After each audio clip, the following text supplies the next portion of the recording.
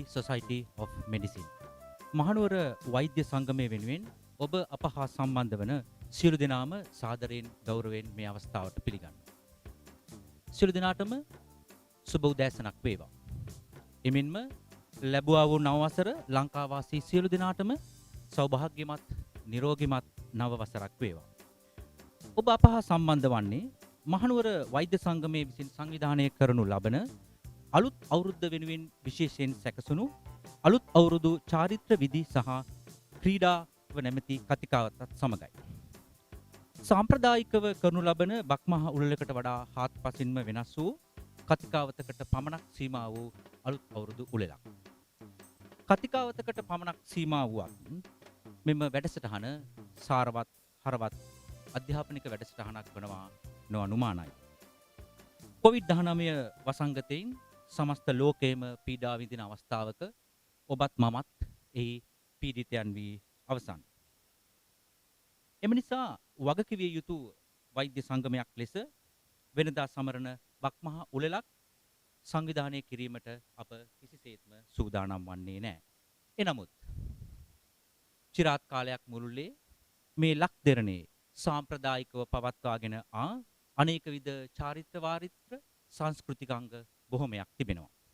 ඒ චාරිත්‍ර විධි සියල්ලක්ම මතු පරපුර වෙනුවෙන් ලබා දිය යුතුයි කියන හැඟීම අප සතුව තිබෙනවා. අන්න ඒ උදාරතර පරමාර්ථය පෙරදරි කරගෙනයි අප මේ කටයුත්ත සංවිධානය කරනු ලබන්නේ.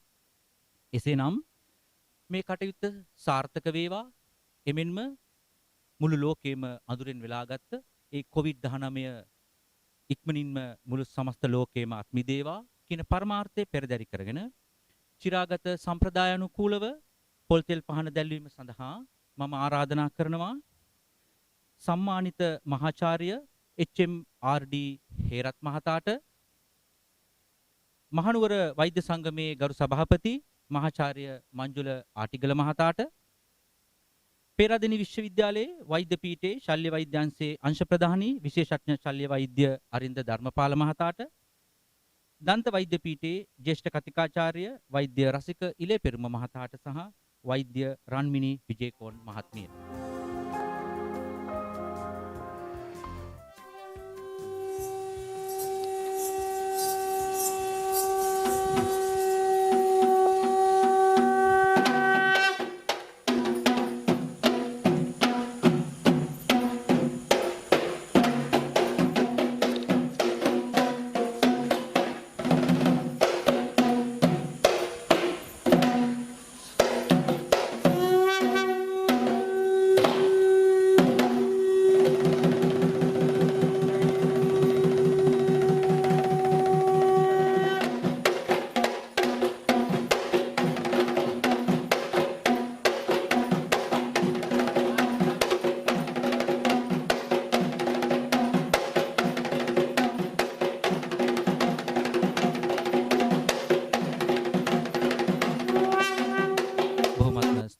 සියලු දෙනාටම මීළඟට අපි ජාතික ගීය වෙනුවෙන් සියලු දෙනාම නැගී සිටිමු.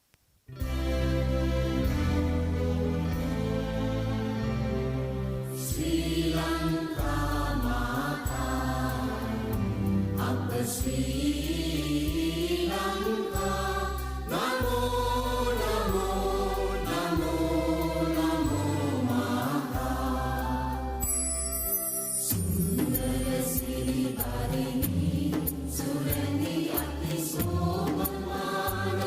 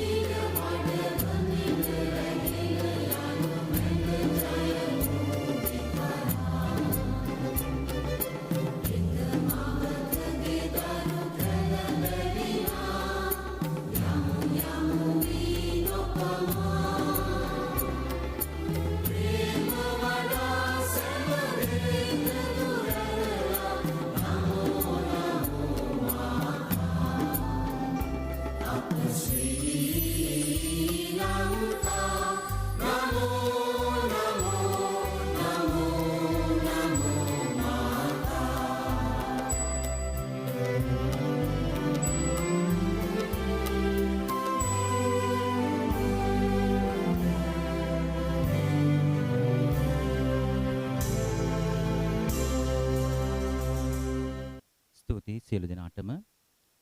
මේ මා හැඟී කාර්යභාරය පැහැදිලි කිරීමත් එමෙන්ම ඔබ සැම පිළිගැනීමත් එමෙන්ම අද දේශනය පවත්වන මහාචාර්ය HMRD හේරත් මහතා හඳුන්වා දීම සඳහාත් මම මෙම ස්ථානයට ගෞරවයෙන් ආරාධනා කරනවා මහනුවර වෛද්‍ය සංගමේ සභාපති මහාචාර්ය මංජුල ආටිගල මහතා.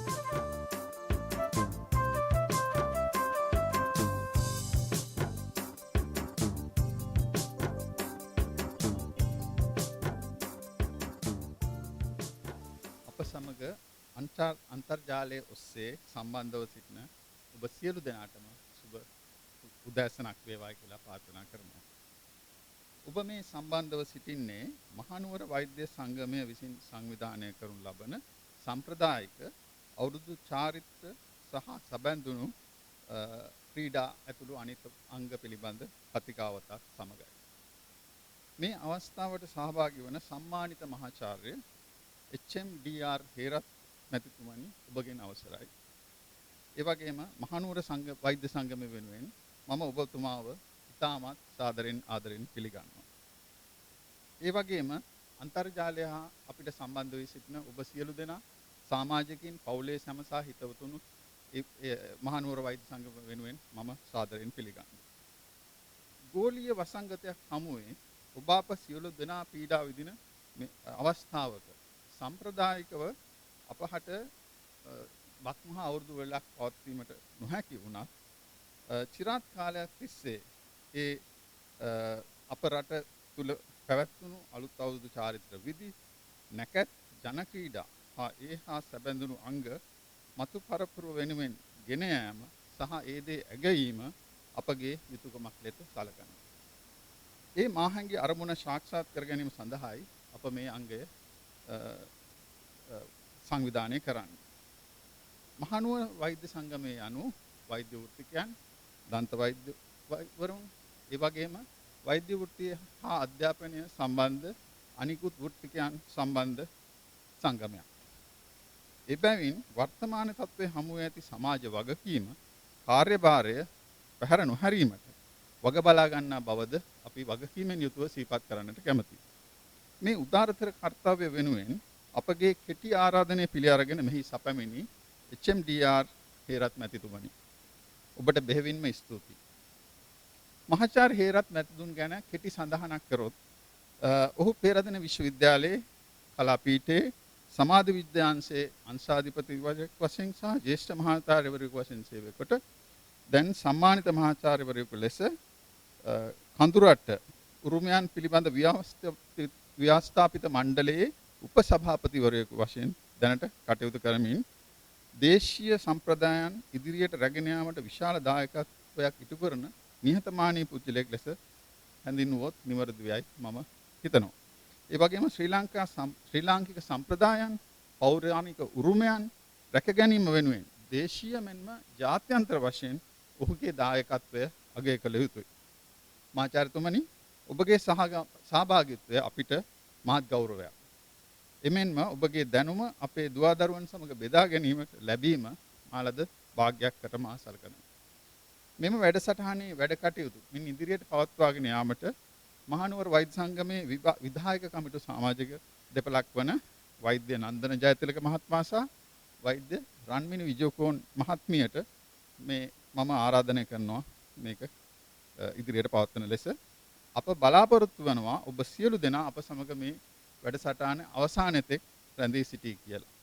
ඔබ සැමට නිරෝගීමත් සුබ සිංහල හා හින්දු අලුත් අවුරුද්දක් ප්‍රාර්ථනා කරමින් මම නවතිනවා.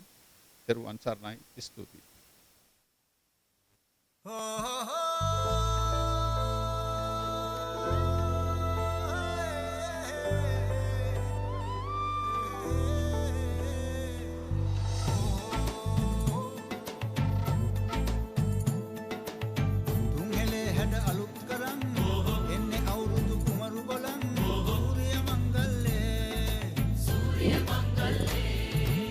නන්ද කලු කුණු මුත්ත පුදන් පීත ලැබ දෙවි හතර වරන්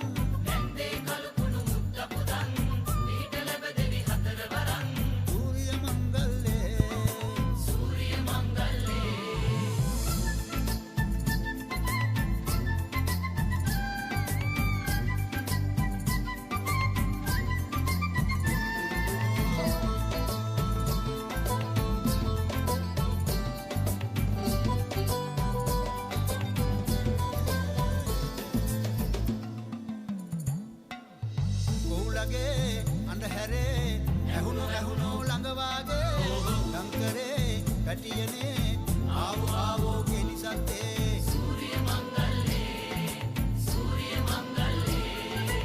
මොනගතේ නැවතුනේ හනිගේ වැඩ ආරම්භෙන්නේ එල්ලනේ කොල්ලනේ පදිමු ජිල්ලේ තුන්හෙලේ හැඩ අලුත් කරන් එන්නේ අවුරුදු තුනක බලන් සූර්ය මංගල්ලේ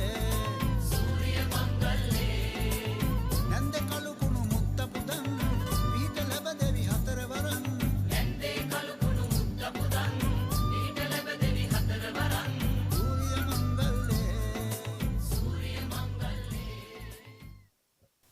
අයිබෝන් මහාචාර්යතුමනි. මහාචාර්යතුමනි, අපේ මේ කතිකාවතට මම මේ ආකාරයේ ප්‍රවිෂ්ටයක් ලබා ගන්නම්. අවුරුදු සිංහල සහ හින්දු අලුත් අවුරුද්ද වසර දහස් ගණනක් තිස්සේ මේ ලක්දිරණ පුරා පැවතිච්ච සාම්ප්‍රදායික උත්සවයක්. මොකක්ද මේ සිංහල හා හින්දු අලුත් අවුරුද්ද? ඇයි අපි මෙතරම් මේ උත්සවයට ජාතික වශයෙන් වටිනාකමක් ලබා දෙන්නේ? ඔබතුමාට එහි සමාජ විද්‍යාත්මක පසුබිම සහ මේ අර්ථය පැහැදිලි කිරීමට පුළුවන්. බොහොමත්ම ස්තුතියි. මම හිතන්නේ මේ අපි මේකේ ටිකක් මුලදිම නිවැරදි කරගත්තොත් හොඳයි. මේක මම හිතන විදිහට මේ සිංහල සහ දෙමළ අවුරුද්ද විය යුතු වෙනවා. ඒකට හේතුව හින්දුන් උතුරු ඉන්දියාවේ මේක සමරන්නේ නැහැ. නමුත් අපි සමරන්නේ සිංහල සහ දෙමළ ජනතාව ශිව භක්තිකෙන් විශේෂයෙන්ම. මම හිතන්නේ අපේ ડોક્ટર නන්දනගේ ප්‍රශ්නේ හරියම වැදගත් වෙනවා.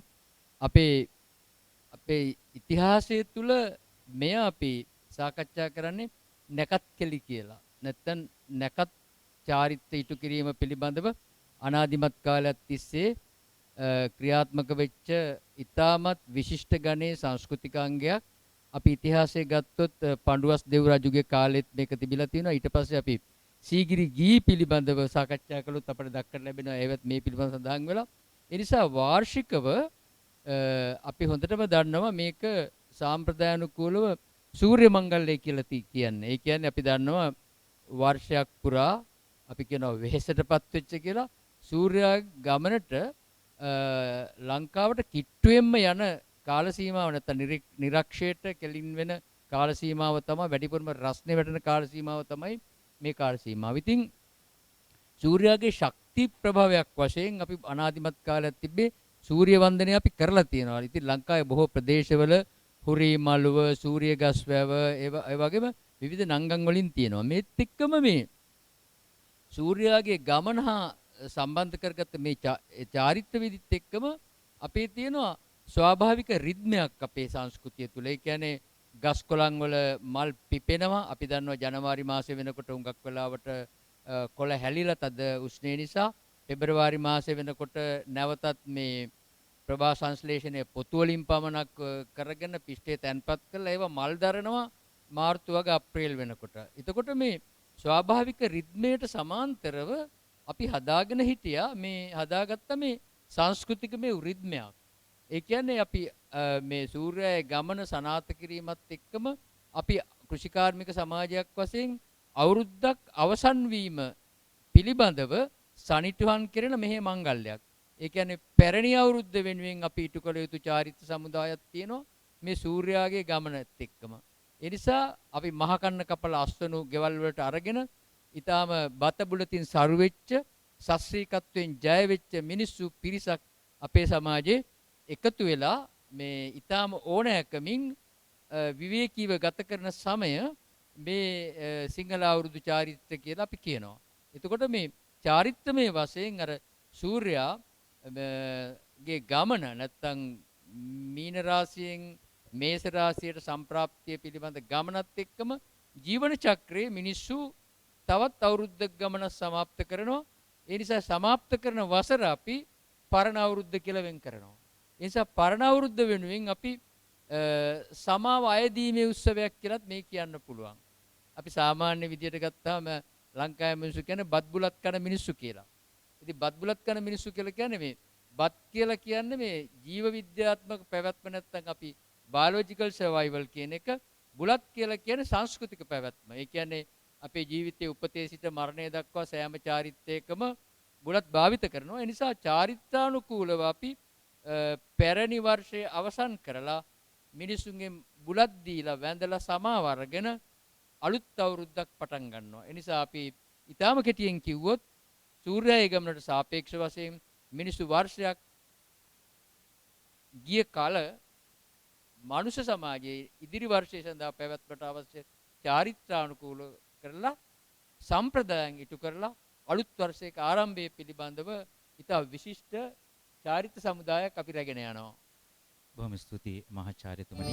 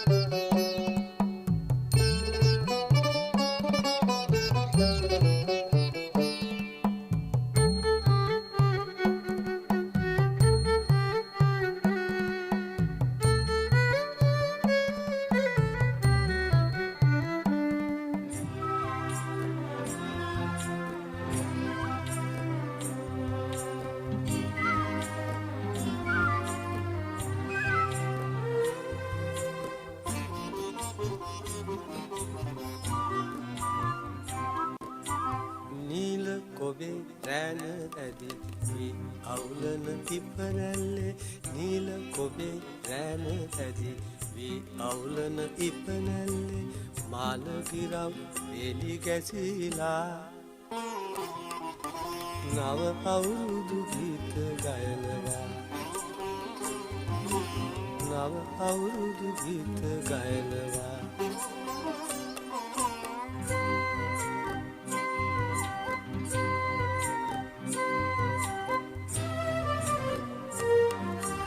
වක්කඩ ළඟ දිය සුලියේ තිත්ත පැටව් කලබලයේ වක්කඩ ළඟ දිය සුලියේ තිත්ත පැටව් කලබලයේ ඒ තාලෙට වරල් සලාලා ඒ තාලෙට වරල් සලාලා නව අවුරුදු නැතුම් නටනවා නව අවුරුදු නැටුම් නටනවා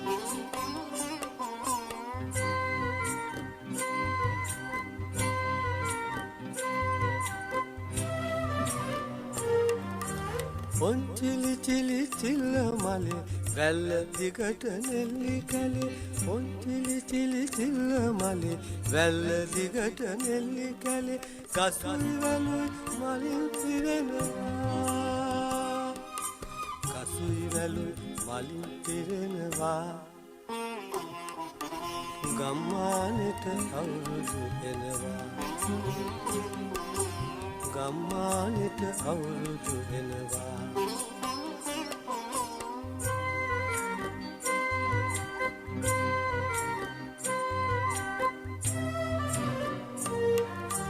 නාවැටියම දළු දමලා නා අතු අග මල් පිපිලා නාවැටියම දළු දමලා නා අතු අග මල් පිපිලා බාලලියන් ටිකිරි දිනාවේ බාලලියන් ටිකිරි දිනාවේ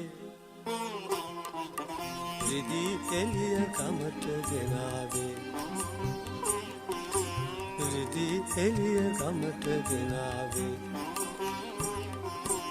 නීල කොබේ රැන ඇදි වී අවුලන ඉපනැල්ලේ නීල කොබේ රැන ඇදි වී අවුලන ඉපනැල්ලේ මහාචාර්යතුමනි ඒ රූපරාම පෙළත් සමග අපි කැමතියි ඔබතුමන්ගෙන් අසා දැනගන්න මීළඟට අවුරුදු හා සම්බන්ධ තවත් ඉදා වැදගත් කාරණාවක් පිළිබඳ. ඒ තමයි අවුරුදු චාරිත්‍ර. අවුරුදු කියන වචනයත් සමග අවුරුදු චාරිත්‍ර කියන වචනය නිරන්තරයේ බැඳී පවතිනක්. ඒ වගේම ඊටා ඈත අතීතයේ පටන් මේ අවුරුදු චාරිත්‍රවලට අපේ සමාජයේ ලැබුණේ ඊටා උසස් වටිනාකමක් වගකීමක්. නමුත් අපි දැන් මේ මෑත සමාජයේ දකිනවා මේ අවුරුදු චාරිත්‍ර යම්කිසි ආකාරයක නව්‍යකරණයකට භාජනය වෙනවා. ඒ වගේම සමහර සිරිත් විරිත් අපි අතින් ගිලිහි යනවා. මං හිතන්නේ රන්මිනි ඊටම අපි දැන් චාරිත්‍ර වාරිත්‍ර කියනකොට චාරිත්‍ර කියලා කියන්නේ හොඳ දේවල් වාරිත්‍ර කියන්නේ නරක දේවල්. එතකොට මේ චාරිත්‍ර වාරිත්‍ර කියන වචන දෙක ගත්තාම මේ මිනිස්සුන්ට විතරයි භාවිතා කළ හැකි වන්නේ. එතකොට මිනිස්සුන්ගේ හැසිරීම පිළිබඳව සාකච්ඡා කරන විට දැන් අවුරුද්දකට වතාවක් අපි චාරිත්‍ර විදීන් සමුදායක් ඉෂ්ට කරනු ලබනවා මේ වර්ෂයක් ගෙවීම පිළිබඳව. ඒ කියන්නේ මම කිව්වා අර මුලින් සඳහන් කරපු වර්ෂයක් ගෙවිලා ගෙවීම වෙනුවෙන් ඉටු කරන ලබ චාරිත්‍රවල වැදගත් මංගයක් තමයි අපි මේ කළගුණ සැලකීමේ කාර්යභාරය. ඒ කියන්නේ අපි නිවස කියන එකත් අපි අලුත් කරනවා. පළවෙනි චාරිත්‍රය. ඒ කියන්නේ අපි දැන් අලුත් අවුරුද්ද ලබන්න ඉස්සෙල්ලා කරන චාරිත්‍රය තමයි ගෙදර අලුත් කරනවා. ඒ කියන්නේ ඉස්සර නම් ගෝමැටි ගානවා. බිත්තිවල මකුළු කියලා වර්ගයක් තියෙන සුදු ගානවා. ඒ වගේම මකුළු දැල් කඩනවා. මේ ඔක්කොම කඩලා අපි පරණ අවුරුද්දේ සිදු වත් පිළිවෙත් අයින් කරනවා. ඒ මගින් ඒ චාරිත්‍ර වලින් ඒ ඉෂ්ට කරනු ලබනවා. ඊළඟට අපි විශේෂයෙන්ම නෑදෑයින්ට වැඩිහිටියෝ ඉන්න අයට වැඩිහිටියන්ට සංග්‍රහ කිරීම. දැන් මේක ලංකාව විතරක් නෙමෙයි චීනේ තියෙනවා, නේපාලේ තියෙනවා, ඊට පස්සේ බුරුමේ තියෙනවා, ලාओසේ තියෙනවා හැම රටකම. එතකොට මේ වැඩිහිටියන්ට සංග්‍රහ කිරීම කියන එක සමහර වෙලාවට අපේ කිරියත්තල කිරියම්මලා එක් කරගෙන ගිහලා කෑම වේලක් දෙනවා. ඒ වගේම සමහර ප්‍රදේශවල මේ අලුත්බත් වෙලා ඒගොල්ලන්ට මේ කෑමට සංග්‍රහ කරනවා. නෑදෑයින්ට එන්න කියනවා ගෙවල් වලට. ඒවා චාරිත්‍ර වශයෙන් සඳහන් කරනවා කළගුණ සැලකීම වශයෙන්. ඒත් එක්කම අපි ලිඳ පිළිබඳව චාරිත්‍ර විශේෂයක් තියෙනවා. අපි දන්නවනේ දැන් අපි දන්නවා අපේ මේ ජීව ශක්තිය අපට දෙන්නේ වතුර. නමුත් වතුරට ජීවයක් නැහැ බැලු බැලමටම නේද? මේ නිසා අපි සලකනවා මේ පොළොව කියන්නේ මහී කාන්තාව. කාන්තාව කියන්නේ අපි කාටත් ජීව ශක්තිය ලබා දෙන අම්මා. එතකොට මේ අම්මත් එක්ක ගනුදෙනු කිරීම සඳහා අපි අපේ කුටුම්බේ නැත්තම් අපේ පවුලේ අම්මා තමයි මේ සඳහා යොමු කරලා තියෙන්නේ. ඉතින් මේක මේ ඒ නිසා විශේෂයෙන්ම අපි පළවෙනි ගනුදෙනුව පටන් ගන්නවා මේ චාරිත්‍රවලදී මේ ලිඳත් එක්ක. දැන් දකුණ එහෙමනම් කියන්නේ මේකට ලිඳ අලයි කරනවා කියලා. නමුත් උඩරට ප්‍රදේශවල කියන්නේ ලිඳත් එක්ක ගනුදෙනු කරනවා කියලා. ඉතින් අම්මා මේකට වෙලාවක් තියෙනවා. මේ අපි අඟුරු ටිකක් ඊට වගේ තඹ සතයක්, හාල් ටිකක්, ලුණු ටිකක් මේවා පොඩි පොදියක් අරගෙන ගිහිල්ලා ලිඳට දීලා අපි ලිඳින් පළවෙනි ගනුදෙනුව මහී කාන්තාවත් එක්ක කරනවා. කලම් පස්සේ තමයි මේ ගනුදෙනුවෙන් පස්සේ තමයි තමන්ගේ අපි දැන් අපේ චාරිත්‍රානුකූලව ගත්තොත් සිංහල සිරිත් පිරිත් අනුව අපි විවාහ මංගල්‍යයක් වෙනකොට ස්වාමියා සහ බිරිඳ අතර සම්බන්ධතාවයක් ගොඩනගෙනවා. ස්වාමියා බුලත් හුරුල්ලක් සමග රිදී රුපියලක් දීලා කාන්තාවට ආචාර කරන මගුල් පෝරුවේදී. එතකොට එයා තමයි මේ ගෙදර සම්පූර්ණ මුදල් උපයන්න. ඊට පස්සේ මනමාලිය විසින් බුලත් හුරුල්ලක් දීලා නිකම් පිළිගන්නවා. මේ විදිහට හතරක් ගනුදෙනු කරනවා මගුල් චාරිත්‍රවලදී. මේක නැවත මතක් කිරීමක් වශයෙන් වාර්ෂිකව මව විසින් තමන්ගේ ස්වාමියාට ආචාර කරනවා. ස්වාමියා විසින් මුදල් දීලා මේ ගෙදර භාණ්ඩාගාරික වශයෙන් සලකන බිරින්දෑට සලකනවා. ඊට පස්සේ මව සහ පියා අතරත් දරුමල්ලන් අතරත් මේ ගනුදෙනුව සිද්ධ වෙනවා. ඒකට ඉස්සරවම ලිඳත් එක්ක ඊළඟට මේ මව සහ පියා සහ දරුවන් අතර ඊළඟට ස්වභාව ධර්මයේත් එක්ක අපි දැන් මං හිතන්නේ අපි මේ දැකපු මේ චිත්තේ හොඳට දැක්ක අපි කොස්ගහ අපි සලකන්නේ ශාස්ත්‍රීයත්වයේ සංකේතයේ විදිහට අපි අනිකුත් උත්සව ගත්තත් එහෙමයි. දැන් වැඩිවියටපත් වීමේ උත්සවය, ඊට පස්සේ අපි විවාහ මංගල්‍ය, මේ හැම එකදීම කිරිය අත්තක් කොස්ගහක අත්තක් කපලා කිරියෙන්ද සලස්වනවා නැත්නම් කොසතු කොටනවා. ඉතින් මේ නිසා අපි ගනුදෙනු කරන ස්වභාව ධර්මෙත් එක්ක වැඩ අල්ලනවා කියලා කියන්නේ. ඒතකොට මේවෙන් බලාපොරොත්තු වන්නේ එකක් තමයි පැරණි සම්ප්‍රදායේ තිබිච්ච පසුගිය අවුරුද්දේ තිබිච්ච දේවල් පරණ වෙනවා. ඒ නිසා අලුත් අවුරුද්දේ අපි ගනුදෙනු කරලා අලුත් ආරම්භයක් පටන් ගන්නවා. මේ නිසා අපේ සම්ප්‍රදාය අනුකූලව ප්‍රධාන අවස්ථාවන් තුනක් තියෙනවා සිංහල අවුරුද්දේ. පළවෙනි අවස්ථාව තමයි වෙන් කිරීම. separation. අපි දන්නවා සූර්යයා මීන රාශියෙන් මේෂ රාශියට යන්න ඉස්සෙල්ලා නවතින තැන. අපි වෙඩිල්ලක් ගහන්නේ separation. වෙන් කරනවා දැන්. ඒතකොට ඒ වෙනකොට මිනිස්සු සකස් වෙලා ඉවරයි හඳ බලලා එහෙම පරණ අවුරුද්දට හඳ බලනවා කියලා කියන්නේ අපි ගත කරලා තියෙන අවුරුද්දක් අපේ මොනවද සිද්ධ වෙච්ච මදිපාඩුකම් මොනවද අපෙන් සිද්ධ වෙච්ච නරක දේවල් මොනවද කියලා අපි බලන අවුරුද්දක් තිස්සේ සිදුවෙච්ච දේවල් පිළිබඳව බලලා ඊට පස්සේ අපි පරණ අවුරුද්දේ ස්නානය කළා ඊට පස්සේ අපි අලුත් අවුරුද්දට ප්‍රවිෂ්ඨ වීමට අවශ්‍ය මූලික කටයුතු කරනවා මේ වෙන්කිරීමත් එක්කම ඊළඟට මේ වෙන්කිරීමෙන් පස්සේ සංක්‍රමණය කියලා කියන්නේ මේක separation then transition අපි කරන්නේ දැන් පරණ අවුරුද්ද සහ අලුත් අවුරුද්ද අතර වෙනසට තමයි සංක්‍රාන්තිය කියලා කියන්නේ ඒ කියන්නේ අපි දන්නවා මේ 360.4 මේ 4 තමයි මේ සලකන්නේ මේ මීන රාශියේ ඉඳලා මේෂ රාශියට සූර්යයා ගමන් කරනවා කියන විශ්වාසය තුළ. එතන නැකත් නැහැ කියලා විශ්වාසයක් තියෙනවා.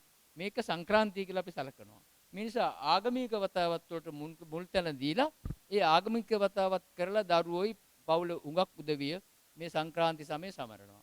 ඊට පස්සේ අපි අලුත් අවුරුද්ද ලබනවා කියලා කියන්නේ සංක්‍රාන්තිය ඉවර වෙනවා නමුත් ඉන්ටග්‍රේෂන්. නැවත අපි අලුත් අවුරුද්දට ලබනවා.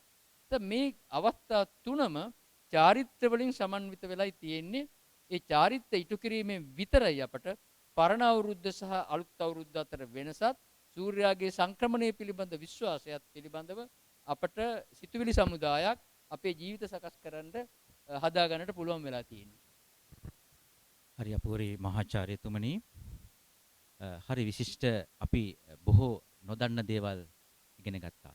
අලුත් අවුරුද්ද කියලා කියන්නේ අර අපි කියනවා මේ සාජ්‍ය දානවට වඩා සතුටු වෙනවට වඩා බොහොම හරවත් ගැඹුරක් මේ තුල තියෙනවා. ඒ වගේම සූර්යා මීන රාශියෙන් මේෂ රාශියට ගමන් කරනවට අමතරව මම හිතන්නේ අපි පෞද්ගලිකව එක එක්කිනාත් පෞද්ගලික ජීවිතයේ ජීවන චක්‍රයේ යම් කිසි රාශියකින් තවත් රාශියකට ගමන් කරනවා කියලා. ඔව් මම හිතන්නේ මේ නන්දේ හරි වැදගත් ඔබගේ ප්‍රශ්නේ. අපි දන්නවා දැන් මේ සමස්ත උත්සවයට අපි කියන්නේ මේ ජීවිත ප්‍රතිසංස්කරණ උත්සවයක් කියලා. දසදහස් ගාණක් මිනිසුන්ගේ ජීවිත ඔක්කොම අලුත් කරනවා. ඊට අමතරව අපි හැම කෙනෙකුටම තියෙනවා තනි තනි ජීවිත ලයිෆ් සයිකල්ස් තියෙනවා. Individual life cycles. එතකොට අපි උපත වැඩිවියටපත් වීම විවාහය සහ මරණය කියන මේ ජීවන චක්‍රයේ උත්සව හතරදීමත් තියෙන්නේ වෙන්කිරීම සංක්‍රමණය සහ නැවත එක්වීම කියන කරුණු තුන. මේ හැම එකක්ම අපි තනි තනිව අපි කියනවා මේ rites of passage කියන අවතරණ පාලියෙන් කියලා නැවත අපට ආපහු එන්න බෑ. අපි පුංචි දරුවෙක් ඉපදුනන් පස්සේ මේ එයාට ආපහු යන්න බෑනේ. අපි වැඩි වියටපත් වෙනන් පස්සේ ආපහු යන්න බෑ. ඊට පස්සේ අපි විවාහ වුණාම ආපහු යන්න බෑ. ඒ පැසේජ් එක අවසන් කරලා ඇවිල්ලා තියෙනවා. මේ හැම එකදීම තියෙන්නේ අර වෙන්කිරීම සංක්‍රමණය සහ නැවත එක්කිරීම කියන මූලික කරුණු තුන. මේ හැම එකක්ම අපි උත්සවස්ත්‍රියෙන් සමරනවා තනි තනිව. එතකොට මේ තනි තනිව තිබෙන ජීවිත ලක්ෂ ගාණක් එකතු වෙලා අවුරුද්දකට සැරයක් සමස්ත වශයෙන් ජීවිත ප්‍රතිසංස්කරණවා. මේකට අපි කියනවා සමාජ ප්‍රතිසංස්කරණයක් කියලා. අලුත් කරනවා මිනිස්සුන්ගේ ජීවිත. ඒ නිසා මේකෙදී අපි සමස්ත සමාජයේම අලුත් කිරීමට චාරිත්‍ර විදි සමුදායක් එක් කරගෙන තියෙනවා. ඒක තමයි මේකේ වැදගත්කම තියෙන්නේ. බොහොම ස්තුතියි මහාචාර්යතුමනි. අපත් සමග මේ වෙලාවේ සම්බන්ධ වෙනවා අන්තර්ජාලය ඔස්සේ. ඔබට තියෙන ගැටලු අපිට යොමු කරන්න පුළුවන් මේ මොහොතේ මූණු පොතේ Facebook එකේ ඒ වගේම YouTube එක හරහා. මම හිතන්නේ මේක විශේෂයෙන්ම වැදගත් වෙනවා පාසල් යන දරුවන්ට මේ පැහැදිලි කිරීම. මහාචාර්යතුමනි මේ අවුරුද්ද පුරාවටම මේ සමස්ත අවුරුද්ද පුරාවටම පවතිනවා මේ අවුරුද්දේ තියෙනවා මට හිතෙනවා මේක මේ අවුරුදු චාරිත්‍රයේ කොඳු නාරටියද කියලා. ඒ තමයි මේ නැකත් සැකසීම. අපි පරණ අවුරුද්ද වෙනුවෙන් නවසඳ බලනවා. ඊට පස්සේ නොනගතේ කියනවා නැකතක් නැහැ කියනවා. ඊට පස්සේ අලුත් අවුරුද්දට ආහාර පිසිනවා. ඇයි මේ අපි නැකත් සකස් කරන්නේ සහ කොහොමද මහාචාර්යතුමනි මේ නැකත් සකස් කිරීම කොහොමද මේක අපේ එදිනදා ජීවිතයට බලපාන්නේ? ඇත්ත වශයෙන්ම ඔබ ඊටාම මේ පුළුල් ප්‍රශ්නයකට අපිව යොමු කරනවා මේ අවුරුදු සමයත් සමගම. මම හිතන්නේ ලංකාවේ මේ හරි විශිෂ්ට සම්ප්‍රදායක් අපිට තිබිලා තියෙනවා. ඒකත් තමයි සෑම මිනිසෙක්ම මම ටිකක් ආපස්සට යන්න වෙනවා. සෑම මිනිසෙක්ම උපදිනකොට අපට හිමි වෙච්ච ගහක් තියෙනවා. අපට හිමි වෙච්ච සතෙක් ඉන්නවා. ඒ නිසා ඔබ ඔබේ කේන්දරයෙන් බැලුවොත් මේ පක්ෂියෙක් ඉන්නවා නැත්නම් සත්වයෙක් ඉන්නවා ශාකයක් තියෙනවා. ඒ නිසා අපේ හැමකෙම ශාක ලෝකයේ සත්ත්ව ලෝකයේ සහ මිනිස් ලෝකයේ අතර තියෙන නිරන්තර සම්බන්ධතාවයක් අප තුළ තියෙනවා. ඒ කියන්නේ ලෝකෙ කිසිම රටක එහෙම එකක් නැහැ. ශාක ලෝකයේ, සත්ත්ව ලෝකයේ සහ මිනිස් ලෝකයේ අතර තියෙන මේ සම්බන්ධතාවය තමයි මේ ගනුදෙනුවේ තියෙන්නේ. ඒත් එක්කම අපිට තියෙනවා මේ අවුරුද්දට දවස් 365ක් යන ගමනේදී අප වටා තියෙන සෞරග්‍රහ මණ්ඩලයටත් අපි ආදේශ කරලා තියෙනවා ශාක. ඒ නිසා මේ අපි නැකත් හදන්නේ අපි නැකත කියලා කියන්නේ සුවිශේෂ වූ ආරම්භයක්, නොනවතින ආරම්භයක්. එය පටන් ගත්තන් පස්සේ නොකඩවම ගමන් කරනවා. ඒ සඳහා අවශ්‍ය කාලය සකස් කරනවා. එතකොට අපි නැකත කියලා කියන්නේ මේ සෞරග්‍රහ මණ්ඩලය නැත්තම් සූර්යයා සහ අවශේෂ අපි විශ්වාස කරනු ලබන මේ ප්‍රධාන ග්‍රහයන් 9 දෙනා අතර සම්බන්ධතාවය කරන ක්‍රියාකාරීත්වය. එතකොට අපි අපේ සංස්කෘතියට අනුව ශාක වර්ග 9ක් වෙන් කරලා තියෙනවා සූර්යා ප්‍රමුඛ මේ ග්‍රහ මණ්ඩලය වෙනුවෙන්. අපට තියෙනවා ඒ වගේම වෙන වෙනම ශාකයක් සහ සත්වයක්.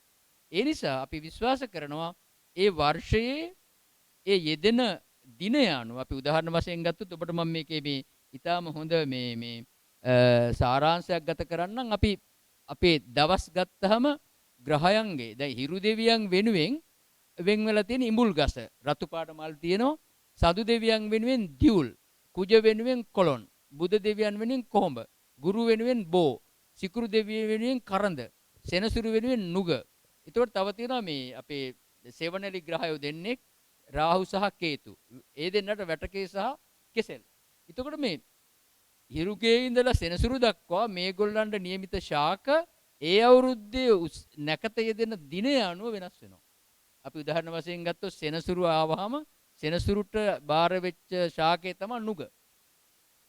එතකොට ඊළඟට මේ නුග ශාකය තමයි එදාට අපිට හිසට එන්නේ. ඊළඟට අපි කැරකෙනවනේ. ඊළඟට මේ අවුරුද්දේ හිසට ආපෙක ඊළඟ අවුරුද්දේ පයට යනවා. එතකොට මේ සෞරග්‍රහ මණ්ඩලයේ ශාකවල චක්‍රීය ස්වරූපය අනුවම මේ ගස් කොළන් වලත් 9 චක්‍රීය ස්වරූපයක් සිද්ධ වෙනවා. ඒ නැකත් අනුව ඒව වෙන් කරලා තියෙන්නේ. ඉතින් හරි විශිෂ්ට මේ ශාක ලෝකයේ, සත්ත්ව ලෝකයේ සහ මිනිස් ලෝකයේ අතර තියෙන සම්බන්ධතාවය අපි වර්ෂයකට වරක් බොහොම ලස්සනට අපේගේ පරිසර පද්ධතිය තුළට අනුගත කරලා තියෙනවා. මේක මං හිතන්නේ හරි විශිෂ්ට වෙන ලෝකෙ කිසිම රටක මම දැකලා නැහැ මේක. ඒ කියන්නේ මහාචාර්යතුමනි මේ අවුරුද්ද සමරන්නේ මිනිසුන් වෙච්ච අපි විතරක් නෙමෙයි. සතා සිව්පාවා ගහකොළ පවා මේ අවුරුද්දට සූදානම් වෙනවා. ඔව් අනිවාර්යෙන් දැන් අපි හිතන්නකෝ හරිම ලස්සනයි. මම මේකයි මුලදිම කිව්වේ. අපේ ස්වාභාවික රිද්මයක් තියෙනවා. හැම දැන් ලංකාවේ මධ්‍යම පළාතේ ගත්තොත් අල වර්ග තියෙනවා 58ක් විතර. ඔය හැම එකම මේ සම්පූර්ණයෙන්ම අල එරිලා පරිණත වෙලා කොළ වැටෙනවා. මල් වර්ගත් එහෙමයි. මේ ඔක්කොම දැන් විශ්වවිද්‍යාලය ගත්තොත් සාමාන්‍යයෙන් මාර්තු මාසේ 27 වෙනිදා යනකොට සියලු මල් වර්ගවල අපි මල් සම්පූර්ණයෙන් පිරලා ඉතිරිලා යනවා. ඒ වගේම දැන් අපි එරබුදු ගත්තත් ඒ වගේ. එතකොට මේත් එක්කම වෙනවා අර ඔබ කිව්ව කතාවට දැන් කොහා ලංකාවේ දැන් පදිංචි වෙලා හිටියා. නමුත් කොහා විදේශීය සතෙක්. දැන් අයිත්‍යා ගත්තත් ඒ වගේ. ඌ රුසියාවේ ඉඳලා එන්නේ සයිබීරියාවේ සීතල වකවානුවත් එක්කම නැව්වල දෙන කුඹගස් වලින් එහෙම ලංකාවට එනවා. දැන් ඉස්තර පදිංචි මෙහෙ කරගෙන තියෙනවා. මේ නිසා මේ සත්තුන්න සහ ශාකවලට මේ මල් හට ගැනීම සම්බන්ධ වෙච්ච ස්වාභාවික රිද්මය තමයි මිනිසුන් මේ සූර්යාගේ ගමනත් එක්කම සම්බන්ධ කරගෙන අස්තනු කපලා අස්තනු සම්පූර්ණයෙන්ම පිළියෙල කරගෙන ඊටාම වැදගත් වෙච්ච චාරිත්‍ර වාරිත්‍ර ඉටු කරනවා. අපි කියනවා දැන් හුඟක් වෙලාවට දැන් රජ රට එහෙමනම් ආහාර විශේෂයෙන්ම අලුත්තාල් කන්න පටන් ගන්නේ අලුත් අවුරුද්දෙන් පස්සේ. ඒ කියන්නේ කිරි උතුර වල ඊට පස්සේ තමයි අපි අක්කැල් කියලා තියෙනවා බුදුන් වෙනුවෙන් වෙන් කරපු හාල් ටිකක්, දෙවියන් වෙනුවෙන් වෙන් කරපු හාල් ටිකක් මේවා ඔක්කොම වෙන් කරලා කෑමට ගන්න පටන් ගන්නේ සිංහල අලුත් අවුරුද්දෙන් පස්සේ පරිභෝජනය කරන්න. ඒ නිසා මේ අලුත් අවුරුද්ද කියන එක අර ඔබ කිව්ව පරිදි ශාක ලෝකයේ සහ සත්ත්ව ලෝකයේ සහ මිනිස් ලෝකයේ තියෙන අතිශය සුන්දර වූ මෙන්ම වැඩිපුරම හාල් සහ හාලින් හඳුන් ලැබූ ද්‍රව්‍ය පරිභෝජනය කරන කාලේ තමයි ලංකාවේ වාර්ෂික ක්‍රියාවලිය තුල. ඒ කියන්නේ මහාචාර්යතුමනි අපි දැනගත යුතු මේ උත්සවයකට පමණක් සීමා වූ කටයුත්තක් නෙවෙයි. අනිවාර්යයෙන්ම. දැන් අපි හිතන්නකෝ දැන් මේකේ තව සැඟවුණු අර්ථයක් තියෙනවා.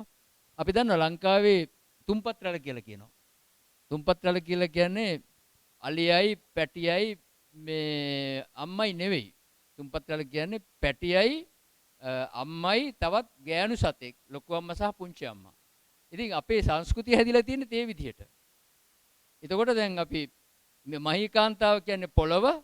ඒ වගේම මේ පොළව ආරක්ෂා කරන කිරියම්මා. සියලුම වෘක්ෂ ආරක්ෂා කිරීම පිළිබඳ අයිතිය තියෙන්නේ ලංකාවේ මේ අත්තම්මලා නැත්තම් කිරියම්මලා. ඒගොල්ලෝ උල්පත් ඔක්කොම බාර වින්නේ ඒගොල්ලෝ. ඊට පස්සේ මේ නිසා මේම තමයි මහීකාන්තාව අම්මා උල්පත් ඔක්කොම බාරව තියෙන්නේ අත්තම්ම නැත්තම් කිරියම්මා. ඊට පස්සේ මිනිසා මේ විශ්වාස පද්ධතිය නැවත ගොඩනගෙනම අවුරුද්දකට සැරයක් ජාතික වශයෙන් මේ උත්සවයේදී. ඒ කියන්නේ අපි වැඩිහිටියන් නැමදලා සාම්ප්‍රදායිකත්වයේ ගරු කරන අතරම ඒ සාම්ප්‍රදායිකත්වයේ නවීනත්වයේ එක්ක ඉදිරියට යාමට අවශ්‍ය ශක්තිය මුදාහරන ලබන මේ උත්සවයෙන්. නිසා චාරිත්‍ර වාරිත්‍ර හැම කෙම මෙතනදී වැඩි මේ වගකීමක් තියෙනවා. වැඩිපුරම කාන්තාවන් තමයි මේ පවුල මුල් කරගත්ත සහ පවුල් දසදහසක් සම්බන්ධ කරගත්ත ජාතික උත්සවයේ තුල සැනකෙලිස්වරයෙන් කටයුතු කරන්නේ. ඒ කියන්නේ අර මාතෘත්වයේ විශේෂත්වය ලැබෙන මේදී. බොහොමත්ම ස්තුතියි මහාචාර්යතුමනි. ඒ ඉතා හරබර පැහැදිලි කිරීමට අපි නොදැන හිටිය බොහෝ කරුණු ඇත්ත වශයෙන්ම ඔබතුමන්ගේ දේශයෙන් අපිට ලැබුණා. විශේෂයෙන් මේ තුන්පත් රැන ගැන අපි ඇත්තම අපි දැනගෙන හිටියේ ඔබතුමන් ඉස්සලා කිව්වා වගේ අපි හිතුවේ මව පියා සහ දරුවයි මේ තුන්පත් රැන කියන්නේ. බොහොමත් ස්තුතියි ඔබතුමන්ගේ පැහැදිලි කිරීමට. මේ අවස්ථාවේ මම කැමැති මහාචාර්යතුමනි ප්‍රවේශයක් ගන්න. අපිට ඔබතුමන්ගේ අදහස් දැනගන්න අපේ පාරම්පරික අවුරුදු ක්‍රීඩා පිළිබඳව. අපි මේ මෑතකදී අපි දකිනවා මෑත අවුරුදු උත්සවවලදී අපි නොඑක ආකාර ක්‍රීඩා දකිනවා. නමුත් ඒ හැමදේම පාරම්පරික අවුරුදු ක්‍රීඩා නෙමෙයි. අපි කැමතියි ඔබතුමන්ගෙන් අදහස් විමසන්න. ඇත්තම අපේ පාරම්පරික අවුරුදු අපේ දරුවන්ට අනාගත පරම්පරාවට අවුරුදු ක්‍රීඩා හැටියට වුන් ඉදිරියට රැකගෙන යා යුතු ක්‍රීඩා මොනවද කියන එක. මම හිතන්නේ රන්මිනි ඊටාම වැදගත් ප්‍රශ්නයක්. මේක නැවතත් අපි අර මව කියන කතන්දරයට එනවා. අපි අවුරුදු ක්‍රීඩා කියන හුඟක් ක්‍රීඩා හැම එකම අපේ විශ්වාස පද්ධතිය අනුව තියෙන්නේ පත්තිනි දේවිය හා සම්බන්ධ ක්‍රීඩා. ඒ කියන්නේ ඒකට එක හේතුවක් තමයි මේ මූලික පවුල නැත්තම් නියුක්ලියර් ෆැමිලි කියන එක පවතින්නේ මව මත. මවගේ පතිවෘත්තාව මත. එතකොට පතිවෘත්තාව චෙස්ටිටි කියන එක සම්බන්ධව ලංකාවේ විශ්වාස කරන වැදගත්ම දේවිය තමයි පත්තිනි මෑණියෝ. ඒකනේ දැන් අපි හුඟක් වෙලාවට මේ පෝරුවේ චාරිත්‍රවලදී උඩරට එහෙමනම් මාල 7ක් බඳිනවා. ඒ කියන්නේ සත්පත්තිනි මෑණියෝ කියන එක. ඒ තරමට මේ ඇයගේ බොහොම ගරුත්වයක් තියෙන්න ඕන. ඇය පවුලේ නායිකාව වශයෙන් කියලා කාන්තාව. එතකොට මේ අපේ සිංහල අවුරුද්දේ තියෙන ක්‍රීඩා ඔක්කොම අපි සලකන්නේ මේ සේක්‍රඩ් නැත්තම් සුද්ධ වූ ක්‍රීඩාවන් විදියට පත්තිනි මෑණියන්ගෙන් පැමිණිච්ච ක්‍රීඩාවන් වශයෙන්. ඒ කියන්නේ මාතෘත්වයේ වැදගත් වෙනවා. මාතෘත්වයේ වටා තමයි මේ සියලුම ගොඩනැගිලා තියෙන්නේ. විශේෂයෙන් මේදී ගෘහීය ක්‍රීඩා තියෙනවා. ඒක තමයි දැන් පංචකැලිය කියන එක. ඒ කියන්නේ බරපතල ලෙස මිනිස්සු ගහමරා ගන්නේ නැති හරීම සාමකාමී ක්‍රීඩාවක් බෙල්ලම් පාවිච්චි කරලා කරන එක. ඒ වගේම දැන් අපේ තියෙනවා මේ ඔලිඳ කෙලිය කියන එක. ඒ වගේමයි මේ ඔලිඳ කෙලිය කියන එකේ දෙන්නෙකුට විතරයි. ස්වාමියා ඔලිඳ කෙලිය කියන එකේ දෙන්නෙකුට විතරයි සෙල්ලම් කරන්න පුළුවන් වෙන්නේ. ඔලිඳ ලෑල්ල නැත්තම් ඔලිඳ පෝරුව තුල තියෙනවා අනවදත් අර සිදුරු 7ක් තියෙනවා. දෙපැත්තට 14යි එක සිදුරකට ඔලිඳයට 4 ගානේ දාලා ඔලිඳයට 28ක් මේක තුල ක්‍රීඩාවේ ජයග්‍රහණය කරන්නේ වැඩිපුරම ඔලිඳ කාගත්තු කෙනෙක්. ඒකේ පුතා ඉන්නවා, දුව ඉන්නවා, වහලා ඉන්නවා මේ විදිහට. හරි ලස්සන ක්‍රීඩාවක්. ඒකත් පත්තිනි දේවියගේ පැමිණිච්ච එක් විදිහට විශ්වාස කරන්නේ. ඉතින් මං හිතන්නේ හුඟ දෙනෙක් දැන් දන්නේ අපි මතුවට කරමු. ඒ වගේම අපේ තියෙනවා පොරපොල් කියලා එකක්. පොරපොල් ක්‍රීඩාව කියලා. සාමාන්‍යයෙන් වත්තක හැම ගෙදරකම තියෙනවා කට්ට අඟල් භාගයක් විතර ඝනකම තියෙන පොල් ගහක් හදනවා හැම ගෙදර. ඇයි හේතුව? අවුරුදු සමයේ මේ පොරපොල් අරගෙන ගිහිල්ලා දෙපිලට බෙදිලා මං හිතන්නේ අපි මේ රූපරාමුවේ දැක්කා පොරපොල් ගහන හැටි. ඉතින් ඒකේ තියෙන මූණ පැත්ත සහ අනිත් පැත්ත. අපි දැන් පොලයක් දෙකට බෙදුවත් ඒකේ තියෙනවානේ පිරිමි පැත්ත සහ ගැහණු පැත්ත කියලා. එතකොට මේ පොරපොල් කෙලියේදීත් අර වගේ තමයි ශක්තිවන්ත පැත්ත ජයග්‍රහණය කිරීමට පොරපොල් ක්‍රීඩාව කරනවා. ඊට අමතරව බුහු ක්‍රීඩාව කියලා තව එකක් තියෙනවා. අපි දැන් කබඩි කියලා භාවිත කරන එකට සමාන එකක් තියෙනවා. ඒ වගේම අපි පන්දු කියලා තව ක්‍රීඩාවක් තියෙනවා.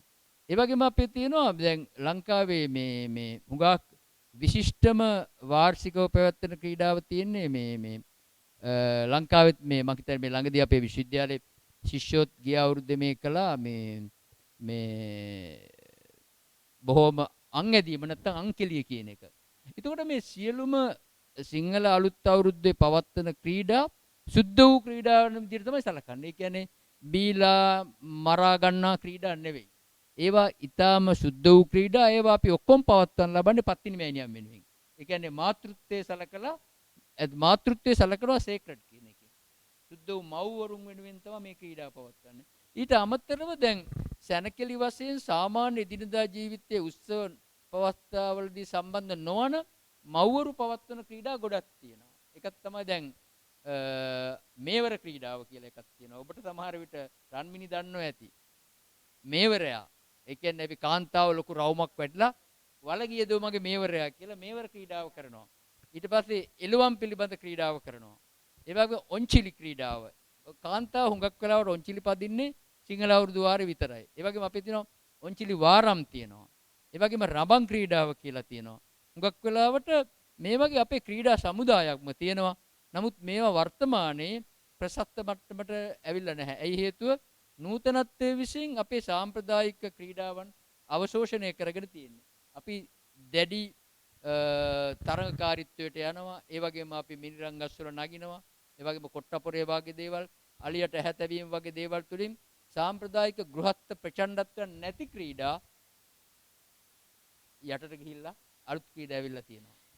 සැබින්ම මහාචාර්යතුමනි මේ ක්‍රීඩාවල් වල තරඟයකට වඩා අපේ නිරෝගීකම රැක ගැනීම සහ සහයෝගීතාවය පවත්වා ගැනීමම තමයි සහ ඉවසීම. ඉවසීම. බොහොමයක් අද පවතින ක්‍රීඩා තරඟය ජයග්‍රහණය ඔස්සේ හමා යන ක්‍රීඩා තියෙන්නේ. මං හිතන්නේ ඔබ කිව්ව එක සැබවින්ම සැබෑව. මොකද හේතුව අපි බරපතල දැන් ඔබ ඔලින්ද කෙලිය එහෙම දැක්කොත් ඒ වගේම මේ පොරපොල් ගහන එකත් ඒ වගේ මේ ජයග්‍රහණය කළන් පස්සේ වැඩිපුරම පොල් ගානක් බිඳිච්ච මිනිස්සු පරාජයටපත් වෙනවා. ඉතින් පොල් ගෙඩි 3-4කින් 100ක් බින්දොත් අර පැත්ත දිනනවා. ඒ නිසා පොඩි උසුළුවකින් සන්තෝෂ වෙලා දෙපිලට යනවා. අංකිලියත් එහෙමයි. යටිපිල සහ උඩුපිල කියලා ඒ විදිහට ක්‍රියා කරනවා. හරිම සාමූහිකත්වයේ ජනනය කරන අතරම ප්‍රශස්ත ලෙස මානව දයාව ප්‍රවර්ධනය කිරීමට මේව හදලා තියෙන්නේ. දැන් අපි ඔය මම කිය ඔලින්ද ගෙලියත් එහෙමයි. ස්වාමියා සහ බිරිඳ සහ දරුවා අතර තියෙන ප්‍රශස්ත සමාජික සම්බන්ධතා ප්‍රගුණ කරන අතරම ආදරය, දයාව සහ මනුෂ්‍යත්වයේ පිළිබඳ සලකුණු මේව තුළ තියෙන්නේ. ඒ නිසා මම හිතන්නේ අපි මතුවට මේ අපේ අවුරුදු ක්‍රීඩා පිළිබඳව පුළුල් ජනතාවට දැනුවත් කිරීමක් අවශ්‍ය වේවි. එහෙම නැත්නම් අපි වැඩිපුරම ප්‍රචණ්ඩ දේවල් වලින් ඇනකොටා ගැනීම වලින් මරණ වලින් අවුරුදු හැමදාම කෙලවර වෙනවා. ඇක්සිඩන්ට් බෝඩ් එකේ හුඟක් කරලා මේ දේවල් සිද්ධ වෙන්නේ. ඒ නිසා අපි වහ වෙනස් විය යුතු කාලය තිබෙනවා. අපේ ක්‍රීඩාවල අනන්‍යතාවය රැකීමෙන් ඉදිරියට යා යුතු වෙනවා කියලා මම හිතනවා. බොහොමත්ම ස්තුතියි මහාචාර්යතුමනි. මේ අවස්ථාවේ අපි කැමැති ඔබතුමාන්ගේ අදහස් විමසන්න තවත් ඉතා අවුරුදු හා සම්බන්ධ ඉතා වැදගත්කමක් ලැබෙන චාරිත්‍ර විදියක් සහ නැකතක් සම්බන්ධව. ඒ තමයි හිස තෙල් ගෑමේ නැකත. එතකොට මේ සම්බන්ධව අපි දන්නවා රාජ්‍ය මහෝත්සවයක් පවා පැවැත්වෙනවා. ඒ වගේම අපි විශ්වාස කරනවා මේ හිස තෙල් ගෑමේ චාරිත්‍රය හා බැඳී තියෙනවා කියලා එළඹෙන නව වසරට නිරෝගීකම ලබා ගැනීම නිරෝගීකම සඳහා ආශිර්වාද ලබා ගැනීමේ බලාපොරොත්තුවකුත් මේ චාරිත්‍රය හා බැඳී තිබෙනවා. ඒ වගේම මේ චාරිත්‍රය සම්බන්ධ බොහෝ සිරිත් තියෙනවා. හිසට පත්‍ර, පයට පත්‍ර තව මේ ඔබතුමා අපිට පැහැදිලිව කියලා මේ තේරුම් කළ දුන්නා මුලින් ඒ අවස්ථාවන් කොහොමද යෙදෙන්නේ කියලා. නමුත් අපි කැමති මහාචාර්යතුමනි ඔබතුමන්ගෙන් විශේෂයෙන් අසා දැනගන්න මේ හිස තෙල් ගෑමේ චාරිත්‍රය හා සම්බන්ධ බැඳුණු සිරිත් විරිත් මොනවද කියන එක. මං හිතන්නේ ඊටාම වැදගත් ඔබගේ ප්‍රශ්නේ. අපි දැන් සාමාන්‍ය 1899 විතර තමයි ලිත එන්නේ ලංකාවට.